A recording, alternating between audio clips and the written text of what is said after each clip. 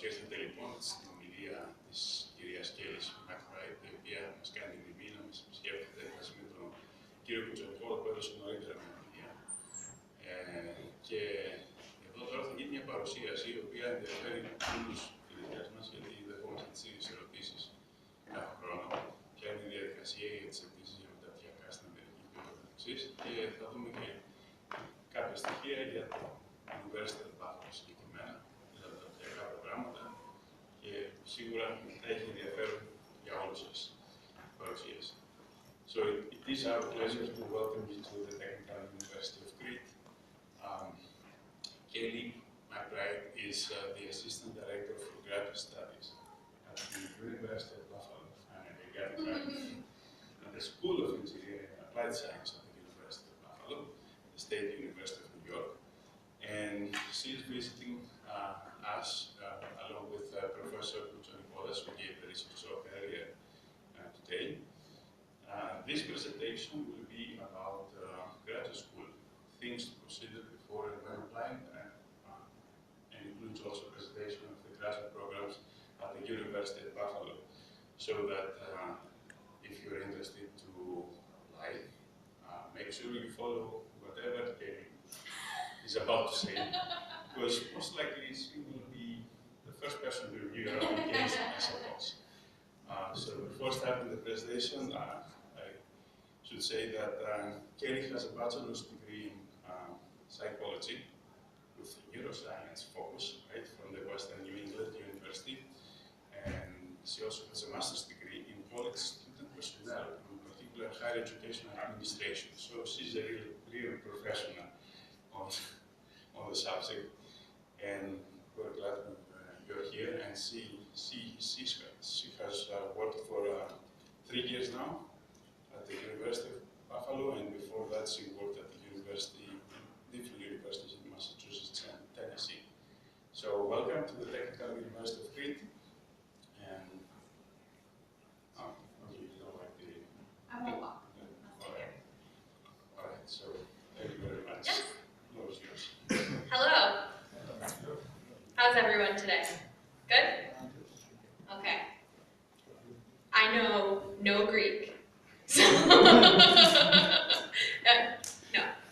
I learned ne is yes. Yeah. That's all. So my presentation will be in English, but when I give this presentation internationally, I like to say that it's preparing you for study in the United States, right? Because all of your courses will be in English, okay?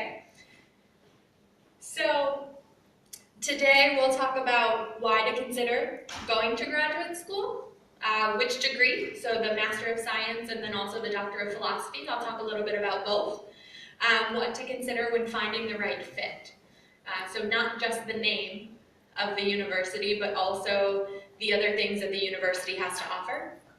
How to prepare and apply. And then I'll talk to you about my university, the University of Buffalo. And then I'll answer any questions that you have. And I will preface that with saying I have a stack of business cards here, and I'm happy for you to take them and ask any questions that you have, not just about the University of Buffalo, but applying to other universities, life in the United States, any questions that you have. I'm happy to serve as a resource and answer questions for you. Okay? Okay. So, why should you consider going to graduate school? So, one of the things that we look at when we talk to our students about considering graduate school is the potential annual earnings of students based on the degree that they have. So these are from George Washington University. They're typically about the United States, but the darkest blue is the bachelor's degree, and you can see engineering, math, computer, right? Master's degree is the medium, and then the PhD is the lightest. So what we've seen through these is that the annual earning for someone increases as the degree increases. Sometimes substantially, depending on the subject, sometimes not as substantially. Okay? So one reason to consider graduate school is if money is important to you, the annual income. These are some of the lifetime earnings based on degree. So again, if you're considering going to graduate school because you'd like to make more money, you can see that based on, and these are degrees typically offered in the United States, an associate's degree is usually 2 years, the bachelor's degree is usually 4, 2 additional years, 1.5 to 2. For the master's degree, it ranges for the doctoral degree, as we talked about earlier in the presentation. And then professional degrees, we would talk about medical school, law school, things like that as our professional degrees. So you can see that the annual lifetime income increases as the degree level increases. Okay, but it's about more than just money, right? You can't just go to graduate school because you think you'll make more money in your career. So the other things that we want you to consider as you consider graduate school is your intellectual growth. The more knowledge that you can receive based on more schooling that you have, specialization into your field. We spoke with many of your professors today, and we know that master's degrees at this university, you specialize into your field. It would be the same in the United States. A master's degree is much more focused. Students are no longer taking humanities or arts courses. They're taking courses solely focused on the thing that they want to go and work in. Computer science engineering, electrical engineering, and then even more specifically, right? When I think of my civil engineering students, just transportation engineering. Structural students, just earthquake engineering and seismic relationship to different materials. We also find that you have better opportunities when you go to graduate school, not just because of the degrees that you have, but also because of the networking opportunities that you have when you come to graduate school. I'll talk about this later, but one of the things that we focus on at the University of Buffalo is bringing engineers, bringing industry leaders onto campus to network with our graduate students. So you get to have receptions with them, have conversations with them to learn what they're looking for from graduates before they hire them. Okay, so these are some of the other things that you can, get while you're in graduate school to consider. Okay, so when you're considering if graduate school is right for you, we would encourage you to use your resources, okay? Talk to people, talk to your faculty. What I learned today is that a lot of the faculty here have studied abroad, have gotten their PhDs or master's degrees at institutions in Europe and in the United States. So they have firsthand knowledge of what life is like. So I would encourage you to speak with them, speak with current graduate students. Many U.S. universities have what we call student ambassador programs. And so in those programs, as staff and faculty, we select students who we would like for you to talk to. We can send you their names, their email addresses, and you can ask them any questions, I guess within reason, that you feel comfortable asking another student. They'll tell you what life is really like as a student. I didn't go to the University of Buffalo, so I can't tell you what life is like as a student there. But those current graduate students can tell you that. We do have Greek students who are serving as student ambassadors at the University of Buffalo. So not only could they tell you what life is like as a graduate student, but they could also tell you what life is like as a Greek graduate student at the University of Buffalo. And I'm sure other universities in the United States have very similar programs. How many of you have heard of Education USA or Fulbright? No, a couple? Okay, a couple of you have. If you haven't, I encourage you to look into it. Fulbright, they offer different scholarship opportunities and funding opportunities on a very competitive basis, but there is an office in Athens that serves the country of Greece, and they travel. So I've heard that they come to your campus a couple of times a year. So you can speak with them. Their role, they're through the Department of State in the United States, and they have advising centers all over the world.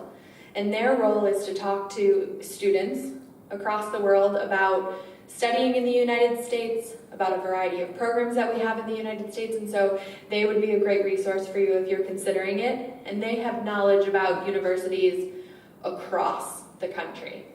They don't usually just talk about one university. They have a broad base of knowledge. There are recruitment fairs and presentations like this that happen, so attend those, talk to different universities, and then research your interests. We're very lucky. We live in an age of technology where you can find just about anything on the internet. So I would encourage you to use the internet, look at videos and pictures and testimonials from other people. Take everything, in the United States we say, take it with a grain of salt, right? Take everything and then stop and think about it and look at it and see what it could really mean, okay? When you hear buffalo, if you know buffalo at all, what's the first thing you think of? Anyone? Snow? Is that what you're, no? Someone say snow? Cold? Okay. So worldwide, that's what people think of. That's not all that Buffalo is, right? We have beautiful summers, beautiful autumn, fall weather. We get snow, but there are, we'll get rid of that.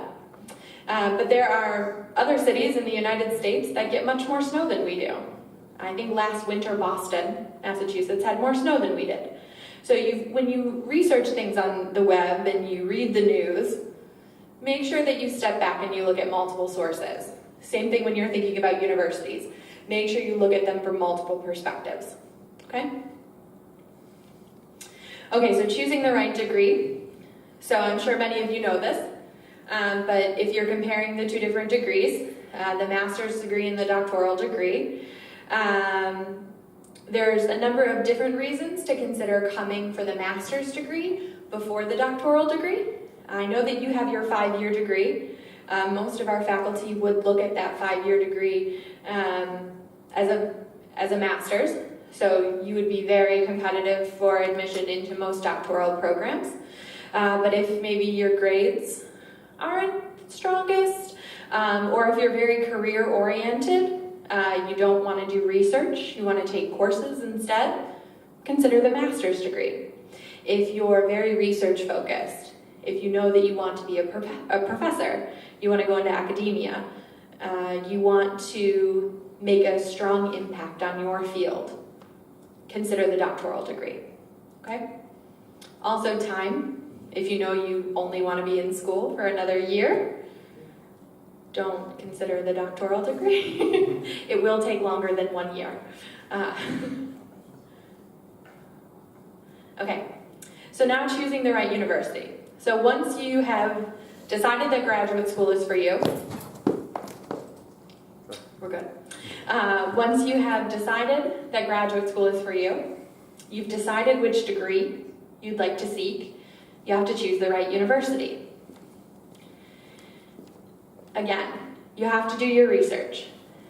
I'm sure that there are certain schools that you have heard the names of, right? And then there are schools that you have not heard the name of before. You have to consider both types of schools. It's not just the Ivy Leagues in the United States. There are many other universities. There are many other top quality universities. And what I like to encourage students to look at is not just the name of the university that you're applying to, but also where the faculty at that university have come from, right? So at the University of Buffalo, we have faculty from Stanford, from Yale, from Politecnico di Torino, from NTUA. We have faculty from top universities from all over the world. So just because you're going to a university where you may not have heard the name before, doesn't mean you wouldn't be doing the same type of research that's happening at those universities, okay? So consider that. Don't just go for the name. Find the right fit for you.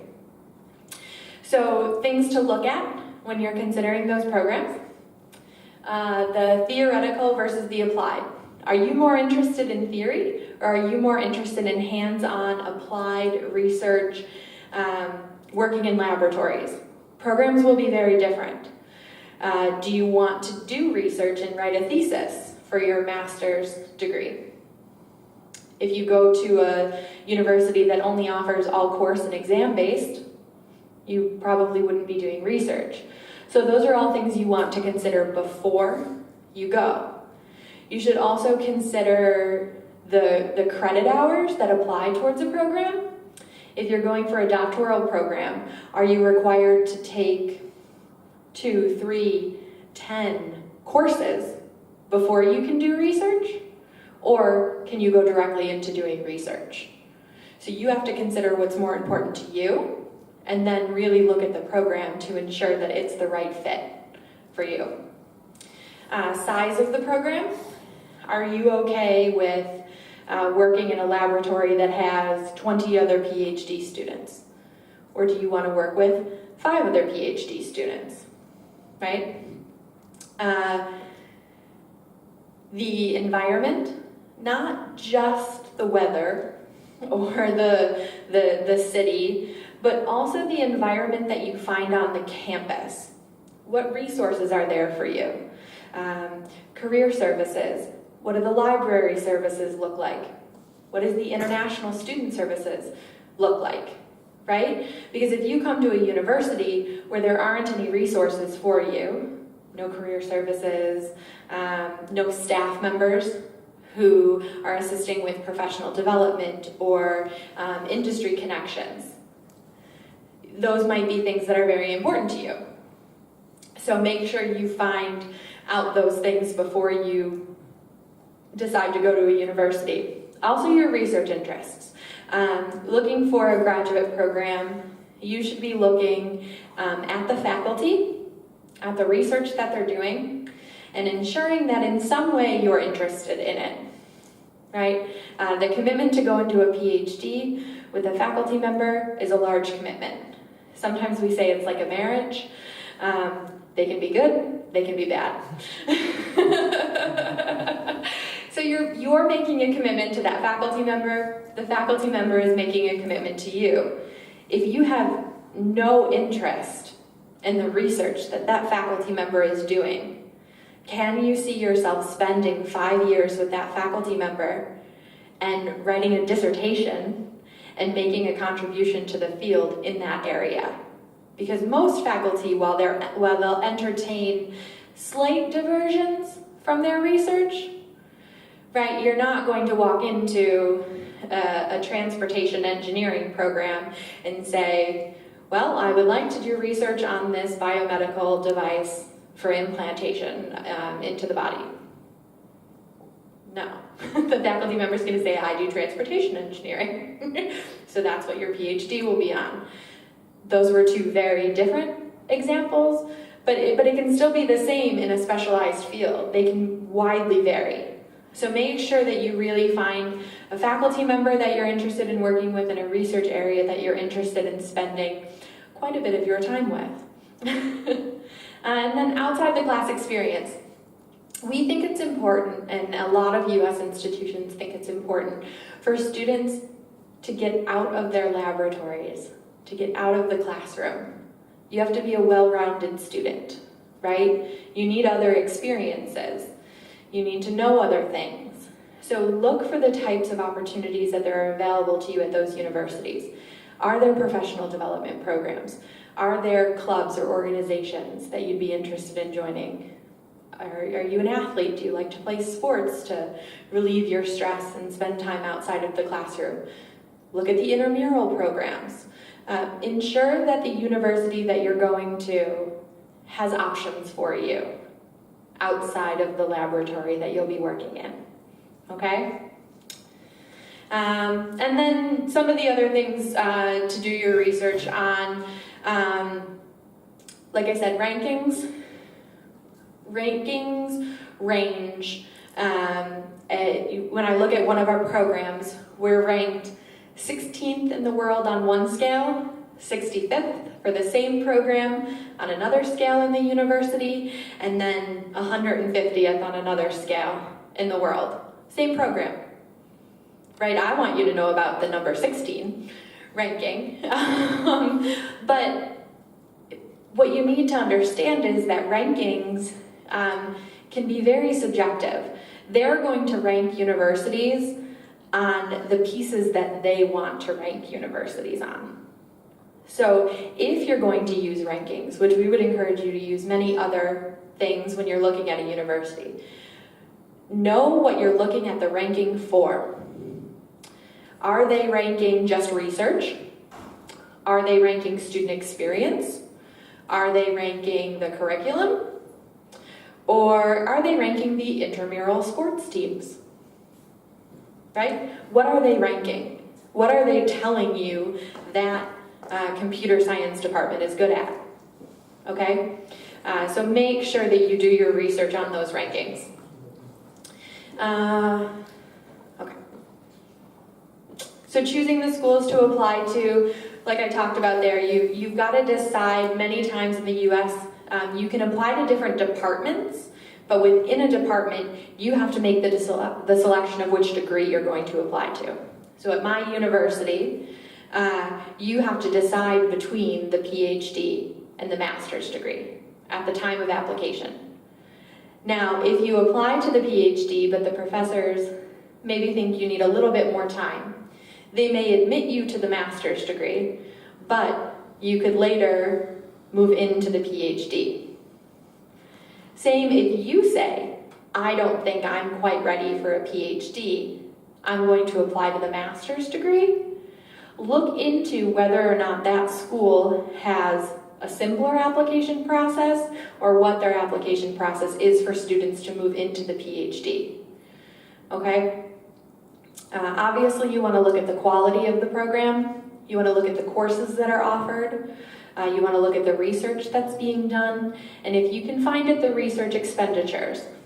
Are they funding graduate students? What laboratories are available for those students to be working in? Okay? And then the other factors to consider: your location, your funding, your climate.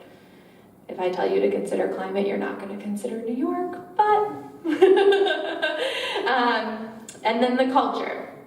Are you, for some students, they're very interested in finding a city where they can still feel a part of home, right? Where they can find other students who are like them, but also find students who are not like them. Are there, if you're religious, are there places for you to go to religious services for your religion? If you're a huge sports fan, are there professional sports teams? Different things like that are all things to consider when you're making a decision.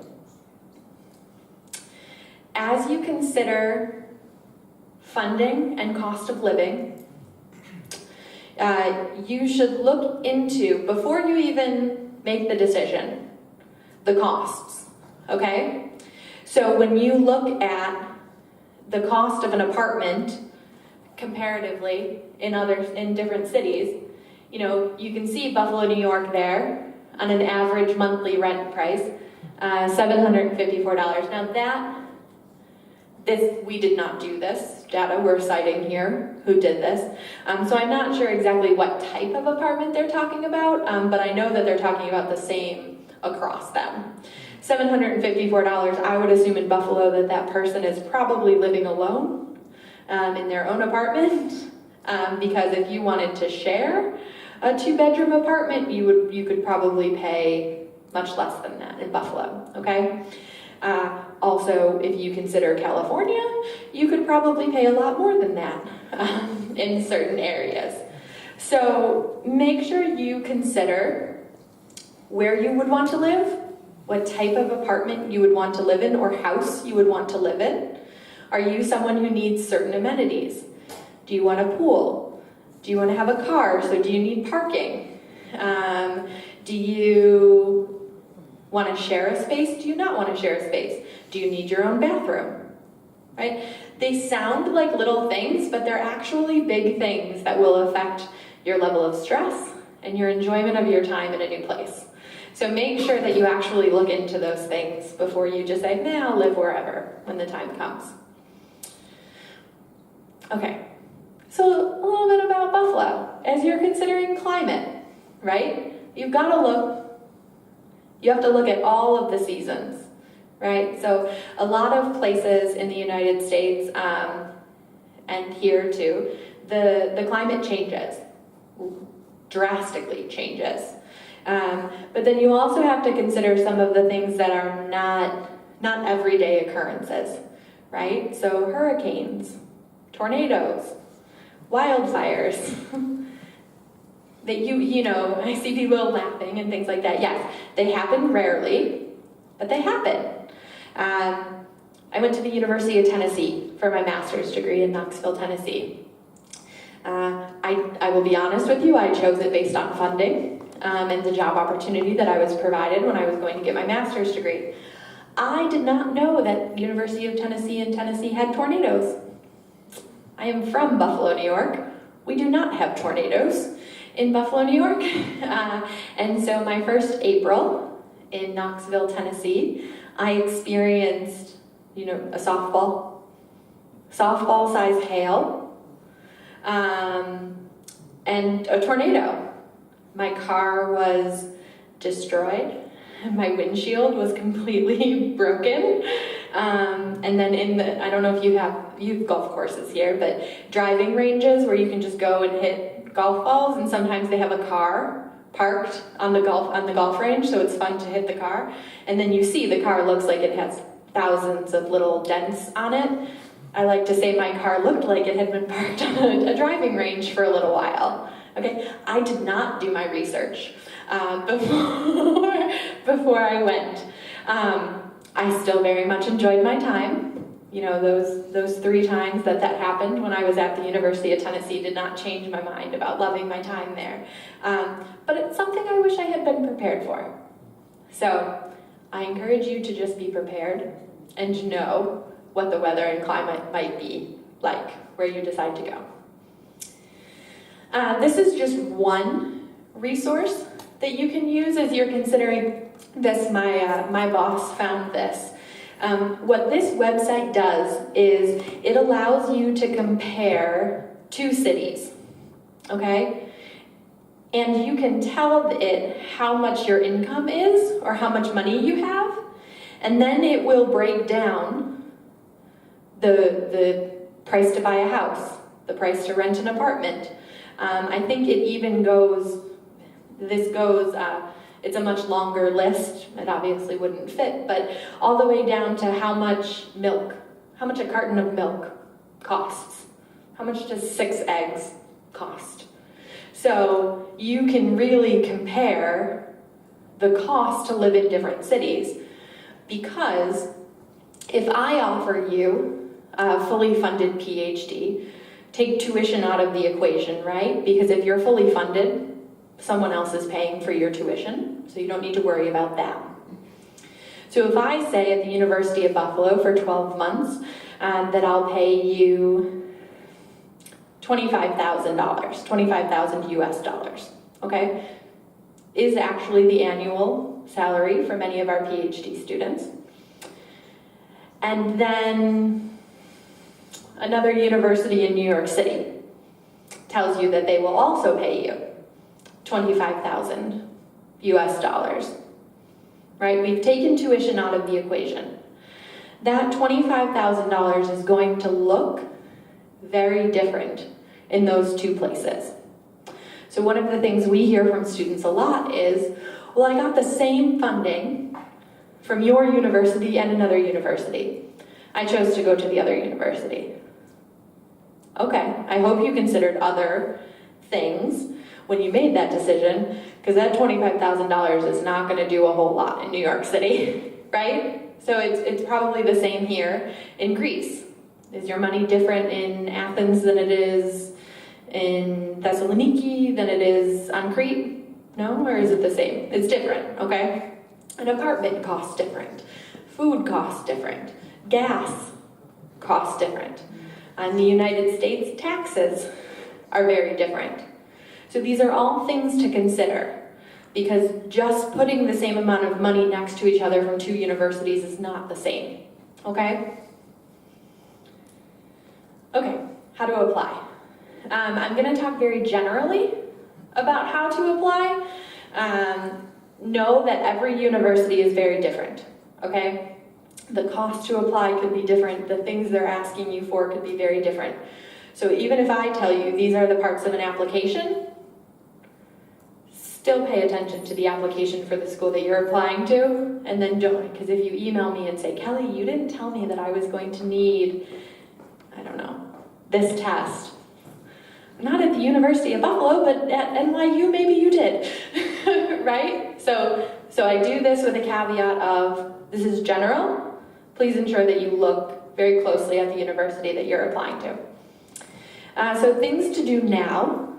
We spoke with many of your faculty earlier today, and it sounds like many of you are doing exactly what you need to do to prepare to apply to graduate school in the United States. But if you're not yet, here are some tips of things to consider, okay? So do research. I know you in your program will all have a semester-long diploma thesis. So you'll have research. Internships, if you have the opportunity in summers or during your breaks to go and work in industry, or sometimes what universities do is they will accept interns for the summers to come and work at their universities. So some of our programs at the University of Buffalo actually invite undergraduate international students to come and spend the summer with our faculty. So if you really know of a school that you would like, email someone and see if coming for a summer would be an opportunity. We do pay most of our summer interns when they come, so something to consider. I would encourage you to strengthen your relationship with your faculty members. I can almost guarantee that an application to a graduate program is going to ask you for letters of reference or letters of recommendation. If you have never spoken to a faculty member besides in class, and then you ask them to write a letter of reference for you, that letter of reference will say, this person was in my class. They got this grade. Please consider their application. Not the best letter, right? So, get to know your faculty. Get to know those people who you think might be writing a letter for you, so that when the time comes, they can really talk about you, why they think you'd be successful in a program, and the different things that we'll be looking for. Okay, these are the keys to applying. These are the things that most applications are going to be asking you for. The GRE, so it has a quantitative and a qualitative section, if you don't already know. Most engineering programs will focus on the quantitative section. Okay, at the University of Buffalo, our faculty are usually looking for competitive applications in the 90th percentile or above in the quantitative section. Your transcripts, mark sheets, score sheets, every university calls them something different, but the paper that shows every course you took with every grade that you received, okay? Most universities, University of Buffalo included, have moved to completely electronic systems. They're not going to ask you to mail things to their university. They'll actually discourage you from mailing things. If any of you apply to the University of Buffalo, which I hope you do, please don't mail anything to us. Everything gets scanned and uploaded right into the application, okay? The personal statement. This is where you get to tell the university about yourself. You get to tell them the type of research that you've done, the type of research that you want to do. And this is where you can point out if there's a specific faculty member that you feel strongly about working with. Also, in talking with some of your faculty members and Greek faculty from my campus, heard that this is where you should highlight your thesis. This is where you should highlight that undergraduate research experience that you have and the contribution that you've made to your field, okay? Letters of recommendation we already talked about, and then the application fees. Typically ranging anywhere from $50 to $150 for each application. So when I have students who come and tell me they're going to apply to 30 universities, like, okay, if you have that kind of money, right? So when you're considering how many schools to apply to, keep that in mind. You don't need to apply to 30 universities. You need to apply to the right universities for you, for your academic background and for your goals. 8 to 15, if we're saying a high number of universities usually to apply to, but even that's a little high, okay? Okay, so every application process is very different. Sometimes it will be staff reviewing the application, sometimes it will be faculty reviewing the application, sometimes it will be at my university, we get even more specific than just a faculty member reviewing it. It will be the faculty member in the area or the focus of research that you're applying to that will be reviewing that application. So the people who you're sending your application to will know what you're talking about when you talk about your research. So ensure that you put the details, put the things that you've done, and put your future goals in a way that another engineer would understand them. We would encourage you to start early. Many times the application deadlines to be fully considered for funding and scholarships are a month or two before the other just rolling recommended deadlines. So if you want to be considered for funding, make sure you get your application in early, because while many schools do rolling, so meaning we'll continue to review applications, if you apply in March, but our recommended deadline was in December, and our faculty have already made all of their offers for all of their funding opportunities, you may be the best student, but if they don't have any more money to offer, they can't offer it to you. Okay, so start early and apply early. Most applications will open probably summer to early fall the year before you would want to enroll if you're applying for an August or a September start. So like now would be a great time if you're looking for fall of 2018. Okay? And then many universities do spring admission, so for a January start. And those deadlines would usually be in August and September. Okay? When you're writing your personal statement, don't just write one personal statement and submit it to all of the universities. Slightly embarrassing, I don't remember who the student is, but I have read numerous personal statements that have said, I am so excited to attend the University of California. Well, I work at the University of Buffalo. Or I am so excited to work with John Smith. I mean, I don't know all of my faculty by name, but I know I don't have a faculty member by that name. So if you write your personal statement and you put details in your personal statement, please make sure that you update those details based on the university that you are uploading that copy of that personal statement to. Okay, it might sound really silly, and you might be sitting in the audience saying, I would never do that, but I'm sure that the students that have done it were also thinking the same thing. Okay? Make sure that you look to see if there is a question being asked on the application. And if there is a question being asked for your personal statement, address the question, right? If I want to know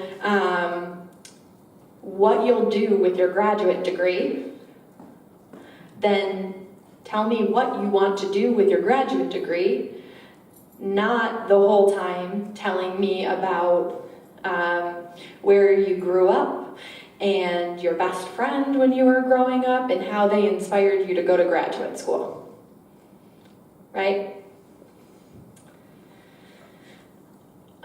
So some other recommendations, if it asks for a resume or CV, include that in your application.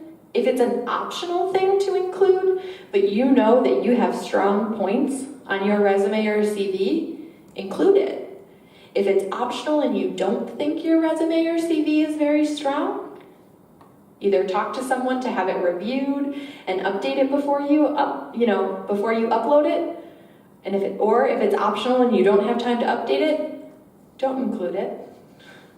If it's required, include it. Update it before you include it. So the other thing that we encourage you to do is to track. So I'm very detail oriented, as is my supervisor. Also, I don't know that these are the actual things about these universities. So if you take a picture of this, please don't just use this as your, oh, this is how many credits and this is how much the tuition is. We just made this to show you something to consider, okay? So compare your universities. Compare all of these things about the universities and track when you've done what you need to do, how many letters of recommendation you're supposed to be uploading. Many times the student doesn't have control over the letter of recommendation, okay? So in our application system, you provide an email address and an email goes directly to your faculty member. You don't see that email, nothing. The only thing that you can see is in the application system whether or not that letter has been submitted. So you could do the same tracking on here, right? You can put your faculty member's name and then yes or no if the letters have been submitted. Because what a good thing to know is, and an insider secret, is when an application says that it needs 3 letters of recommendation, many of our faculty will not review an application until it has all 3 letters of recommendation. Sometimes we make broad exceptions in departments and we'll review on the basis of 2. But if you don't have any letters of recommendation and the application said it needed letters of recommendation, your application is most likely not even being reviewed yet, okay? So one of the other reasons you want to start things early is so that you can talk to your faculty members.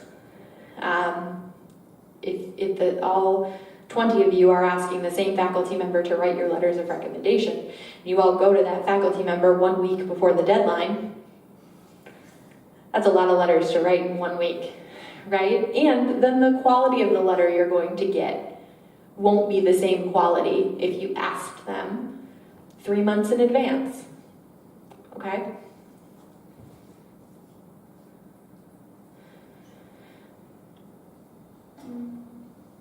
So these are the things that we consider when we're making admissions offers. So we will look at your GPA, the overall, but then also specifically the grades that you received in the courses that apply to that program. The GRE score, any work experience that you have, and that should say relevant work experience.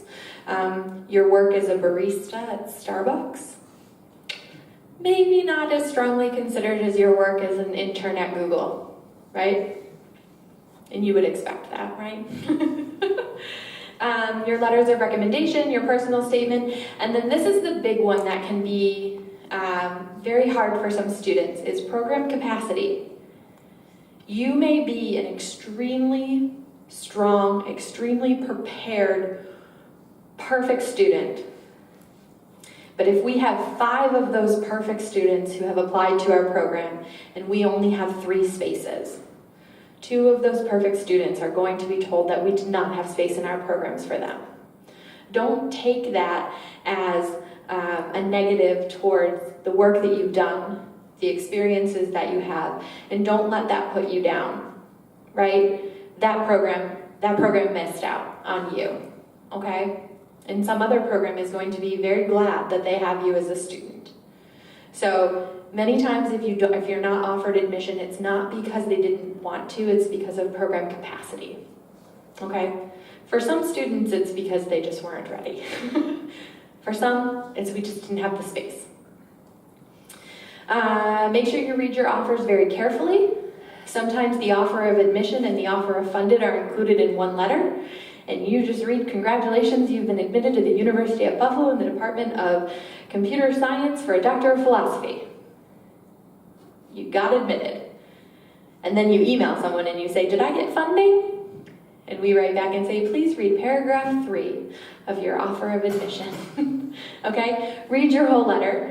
And then if you still have questions, please email, ask questions. But ensure that you read the whole letter or you look at all pages. Sometimes the letters are emailed or they're uploaded into a system for you to review, and there's multiple pages to those offers. So every fellowship might be on a separate page, every scholarship might be on a separate page, so make sure that you look at each page, okay? And my recommendation and my request would be that you respond. Just like you're waiting for us to tell you if you've been admitted, we're waiting for you to tell us if you've accepted our offer. Because if I offer admission to these 4 gentlemen sitting right here, and I've offered admission to all 4 of you, but I can only offer funding to the first 2, and you never reply to me, I still have to hold that offer of funding for you until the deadline that I've given you in your offer. But that means that I can't make that offer to these other 2 students if you've already made the decision to go to another university. So you want us to tell you quickly and honestly, we want you to do the same. Even if you've decided to go somewhere else, tell the university that you've decided to go somewhere else, okay? Because that funding could be offered to someone else, or that space could be offered to someone else. Okay, so my programs at the University of Buffalo. So these are all of our departments. What you'll notice, and a lot of what we're doing is very interdisciplinary at the University of Buffalo. So we have joint programs with our School of Medicine. This is our biomedical engineering program. What's very interesting about this program is the students are not only working as engineers in engineering laboratories, but they're also getting hands-on experience in institutes and in hospitals in Buffalo. You'll also find a lot of overlap in our departments. So I have flyers about each of these departments that go pretty in depth into their areas of research. And so one of the areas I can think of off the top of my head that does this is materials. Materials will be found in Materials Design and Innovation, our department right here, which is joined with the College of Arts and Sciences. It will be found in our Chemical and Biological Engineering department. It will be found in our Mechanical and Aerospace Engineering department. And depending on the type of material or the thing that you're doing, you could find courses in it. In our civil, I'm not good at this, your civil engineering department, and your industrial, I mean, you can find that anywhere. On these specific flyers, you'll find it in at least 3 or 4 of our different departments, okay? So the good thing about that is, if you're a student studying in chemical and biological engineering who's interested in materials, but there's a course being offered in materials design and innovation, you can take up to a certain number of courses from other departments to round out your degree. Okay, you're not restricted to just that one department. You'll also find with our programs that the research institutes that we have a number of research institutes on our campus. They span departments. They span faculty and they span schools. So our structure at the University of Buffalo is the university and then the school. So we have the School of Engineering and Applied Science, College of Arts and Science, the School of Management, the School of Medicine, the School of Law, the School of Architecture, the School of Pharmacy and Pharmaceutical Sciences, School of Dental Medicine, the School of Education, and I'm probably forgetting something. But so we have schools that run the gamut, and then each one of those schools is made up of departments, okay? So this is just the School of Engineering and Applied Sciences. Our College of Arts and Sciences has close to 30 departments in it. Same for our medical school has close to 10 to 15. different departments. So even looking at the University of Buffalo, it gets much broader than that, okay? In our programs, we offer 3 different degrees, typically. So we have our Master of Science, which is usually 30 credits, and our Master of Engineering. The differences between these are usually the options that students have. So the Master of Science, you have the option, like I said, to do an all course where you're taking an exam at the end of it. So that for our programs, that would be about 10 courses. For the project, it's a smaller research scale. So you're still doing typically a research project and writing a report, but it's not as in-depth as the thesis. Okay? And then there's the Doctor of Philosophy. With the degree that you're all earning here, you would be eligible to apply directly to the Doctor of Philosophy at the University of Buffalo and at most universities. When I say 72 credits for this graduate program, that is the number that has to be completed. However, that does not account for transfer credits that you would bring into the university with you. Okay, so you can transfer in, depending on the program, between 30 and 36 of those credits, depending on your background. And you do that with your faculty advisor when you arrive on campus. Then you have your dissertation, which is your original research. Usually there's a qualifying exam and a defense of your dissertation. The faculty advisor, this is that marriage that we were talking about, the person you're going to spend a lot of time with, the person who will oversee your research, your academic plan. And the part that most students want to hear about when I talk to them about graduate studies, the scholarships and fellowships and funding opportunities. At the University of Buffalo, the majority of our PhD students are fully funded. That means tuition and a stipend for living expenses. And then with most of the assistantships, the research assistantships, the teaching assistantships, or the graduate assistantships, you also receive health insurance as part of that. The up to 12 credits of informal courses there are courses that you can develop with faculty members. So a lot of students use them for research. They use them when there's a topic being taught in another department that they want to learn about, but they don't necessarily want to take a full course. Your faculty advisor, the other faculty member, and you can work to develop a course that will be most beneficial to you for your program. Outside of the classroom experiences, something that we developed at the University of Buffalo is our professional development program. So these are the areas of focus. Ooh. These are the areas of focus right here that all of our programming and our presentations focus on for our students for professional development. What we do is, as staff members, we run this program.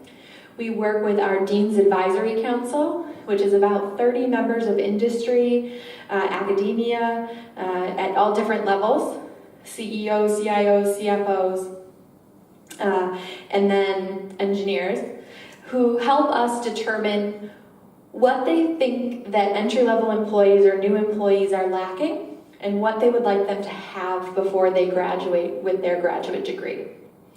So we run workshops, presentations, webinars with a number of different colleagues on campus, ranging from our human resources department, so our management and administration, all the way through alumni who come back to campus to make these presentations.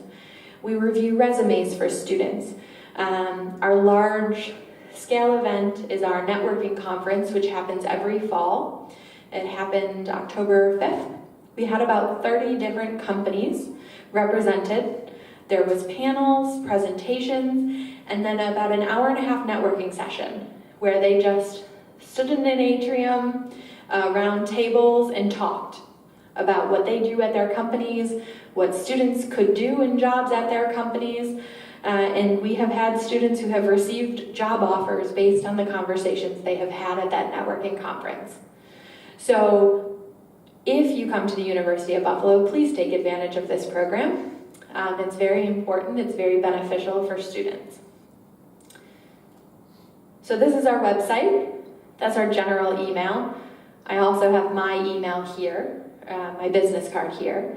And I'm happy to answer any questions via email or here now if you have questions. But look more in depth at our programs, at other programs. If you know what you're interested in studying, I can provide you with a flyer about that department. It'll go more into the areas of research, the focus areas that are happening in some of our institutes. We've been talking with your faculty a lot, and there are many overlapping research opportunities at the University of Buffalo and here. Transportation engineering, we have a large institute of sustainable transportation and logistics. Our computer science department is our largest department. It's a very strong department, and I hope some of you got to hear the presentation earlier by our faculty member who's here with me.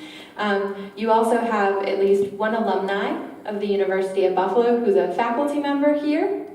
So ensure that you talk to, do they call them professor, or would they know him by, I only know him by George.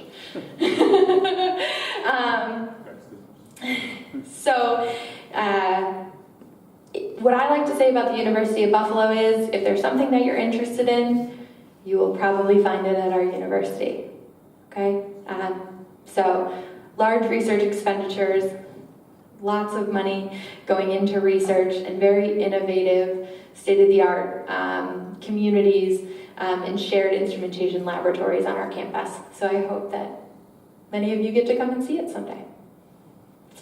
Questions?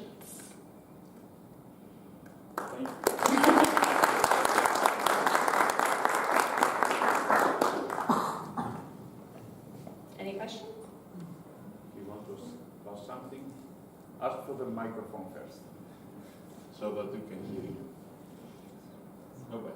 Anything about the university, about the application process, about other universities? So it seems that everything is explained now. I tried to cover most of it. And Was it helpful? Was it good? What you were looking for? Yes? Yeah? Okay. All right, well, if you don't want to ask questions in the group, I'll stay up here. Like I said, I have flyers about all of our programs. I also have my business card. I have some free pencils and pens and fun things like that. You're engineers, you always need pencils, right? So come down and talk to me if you'd like to talk about anything or if you just like free stuff. Okay? Thank you all for coming.